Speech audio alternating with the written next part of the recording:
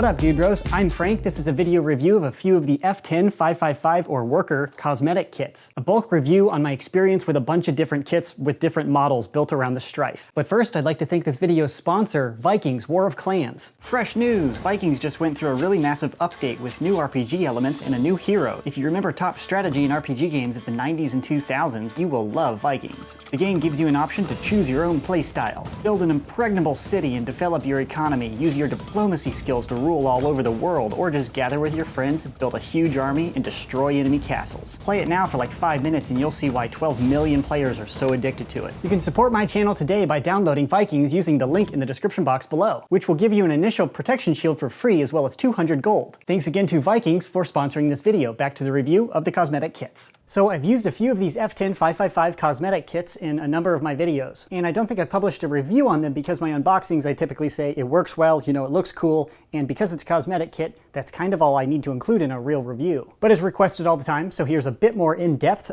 Because it's cosmetic, it's almost entirely subjective opinion, so if you think it looks cool and you want your blaster to look cooler, that's the only reason you buy one of these kits. It's not a performance-based thing. The Stryfe being a flywheel blaster has its performance hindered with any type of barrel attachment up front, because the dart can bounce off that barrel, lose its muzzle velocity, and also lose its trajectory consistency, so it could be bouncing around and you won't be able to make sniper status shots from 9,000 meters. So in the end, it's a balance between like tactics and making it look cool and performance. So it's just how cool do you want, and sometimes that means sacrificing performance, especially with the longer barrel kits like the AK-47s. This one here is the Scorpion Evo kit. I really like it because it's small and it has a minimal barrel. The larger suppressor, like this one, has a pretty large inner diameter, so it doesn't really affect the performance unless you're using like an unmodified Stryfe without a battery upgrade, or you're using really crappy darts that aren't feeding well through the flywheels. I run IMRs and I kind of modify all my Stryfes the same way. I just clear out the circuit and run IMRs through them. And with these basic modifications, the suppressor doesn't really affect performance. All of the kits in this video are specifically designed around the Nerf Stryfe, and because they're specifically designed for the Stryfe, they fit the Stryfe really well, so it's a streamlined,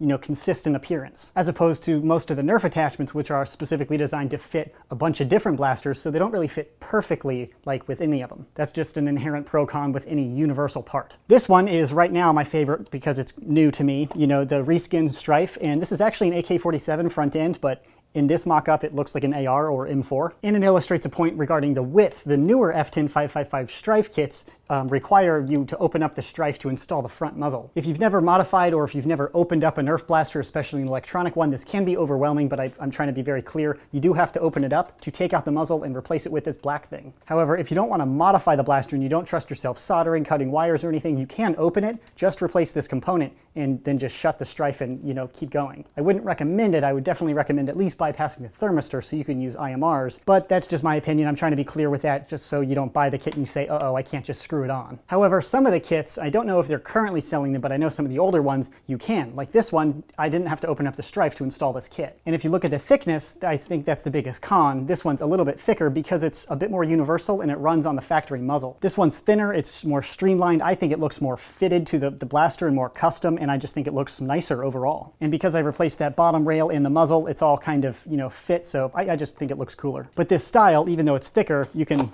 pop it off like that, and it's very easy to install, and you don't have to open up the Stryfe. You can technically put that on other blasters because that's fit for the in-strike muzzle, but I haven't found any other blasters that it looks decent on because their proportions and the height and all of that are designed around the Stryfe, to my knowledge. So Worker has sent over quite a few of the samples, so I've sampled the AKs, the ARs, the goofy ones, the SCARs. I've sampled a lot of the blasters they offer. And I recently made a modification video about this Chris Vector kit. I think this blaster looks super cool, and this one can also be installed without opening up the Stryfe. And the Chris Vector kit, I think, is the only or one of the only kits that they make in the injection molded plastic. Pointing out the difference between injection molded and 3D printed, I try to be clear every time I have something that's 3D printed, but a lot of people simply don't care. I'm not trying to scare anybody away from 3D printed stuff, but I'm just trying to be clear because if you're going for a cosmetic appearance, these are cosmetic kits, so you clearly are. It's an important cosmetic difference. Items that are 3D printed have a slight amount of graining in them, and that's just inherent in 3D printing. That's how it's printed. This front unit here is 3D printed, but the rail running along the top is injection molded, and you can actually see how the light reflects differently.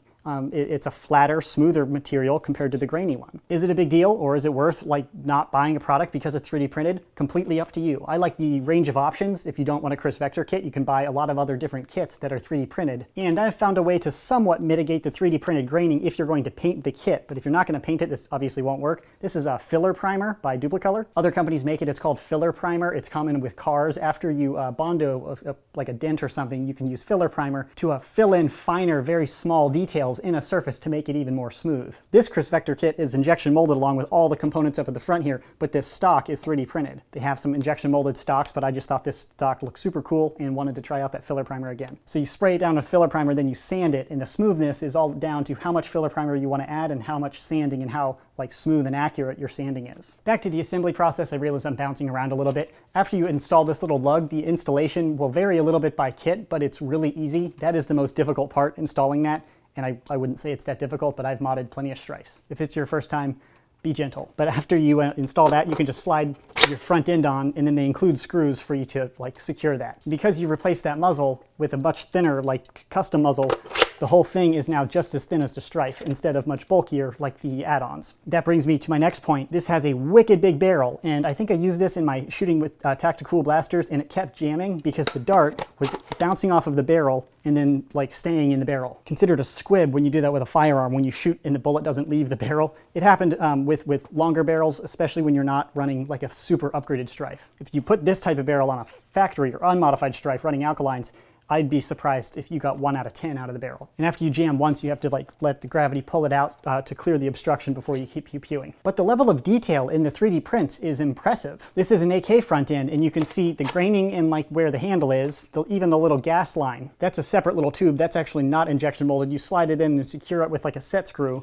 and it has the front sight. I mean, it's a very realistic looking part. But when you strap it to a bright orange blaster, and when you use the right demeanor and you don't run around a park like an idiot pointing it at like strangers, it's relatively safe. Although I want to be super clear, PSA up in here, especially with the political climate all over the world with firearms and, you know, people doing stupid stuff, be extremely careful when you use anything like this, or even a normal Nerf blaster like all orange Stryfe. When you point it at a stranger, even if you just have your hand and you point it at someone, if you have the right body language, you can be aggressive looking and you could be perceived as a threat. The police could be called, they could defend themselves and pull out pepper spray or whatever muggles carry to defend themselves. I have the benefit when I pull out my wand to defend myself, they just think I'm insane. I'm just like, muggle, please. Just reaching for your wallet, that's cool. I'll put my wand away.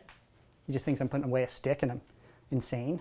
So I've used a number of these F10 555 kits, and I have not yet experienced one that I did not enjoy. I think each of them works exactly as advertised, and I don't think I've been disappointed with any Worker or F10 555 parts. And to restate, F10 555 is a sub-brand of Worker, so you can view them as the same people like in charge. But the Worker stuff is generally injection molded and not 3D printed. And they have all sorts of different products available. I'm not going to state exactly which ones because next week they're going to have 18 more. Worker is just banging out so many products. I mean, shoot, by the time I import and edit this video, they're gonna have another one up. It's unbelievable. And I think they're just super on top of responding to the demand. So when people look at, you know, their 30 offerings and they say, oh, what about this one? You know, the one in Call of Duty that they have not yet printed. It seems like they're listening to those comments and then banging them out. And because they have this model based around this universal front end, I think their manufacturing process is kind of refined. So it's a little bit easier to work out the kinks. So you know, even if it's a new product, it's probably gonna work pretty well. Compared to every kit being proprietary where they might say, oops, when they run it on a first gen Stryfe, it won't work, or jams, or whatever. So not reviewing just a single kit, just kind of universally saying all of the kits that I've used that like this particular Stryfe cosmetic style kit have been phenomenal. Very high quality prints as far as 3D printed stuff goes. The accuracy I think looks super, like this kind of resembles a Scorpion Evo. And as a firearm enthusiast, I mean, I actually own a Scorpion Evo. I don't want it to look exactly like a firearm. That's not personally what I'm going for. I just think it's more tactical. So getting to my final opinion on the F10 555 Stryfe cosmetic kits, overall very positive. The objective performance is exactly as advertised. Installation was as expected. The durability of the 3D printed component is solid as expected. Once again, if you're going for better performance, like as far as the darts flying out of the barrel and not looking like a badass, that can totally count as performance, BT dubs. There's a measured performance boost, psychologically speaking, when you feel tactical as and when you have confidence in your gear. Now that I'm thinking about stats, man, I want to make like baseball cards for Nerf. So you have like accuracy, agility, subcategory, hardcore parkour skills, you know, sniper status ability. And at the very end, lay tactics, like, you know, looking cool in my fleece. Highly requested video, so there it is. Again, restating my positive opinion. Hopefully the B-roll overlays kind of showed different kits available. I'll put links in the description box below. I believe the F10555 stuff isn't as widely available on Amazon, but most can be found on eBay, so I'll put a link to whatever I can find in the description box below, as well as the laser, red dot, and anything else I forgot. They're pretty pricey kits, and I'm not going to say they're worth anything or like the value, because, you know, you're paying for cosmetics, and that's, my opinion would be irrelevant. But hopefully I provided all the information for you to make that purchase decision yourself. If you have any comments, leave them in the section below. That concludes the video. Thanks so much for watching, bros, and as always, stay tactical.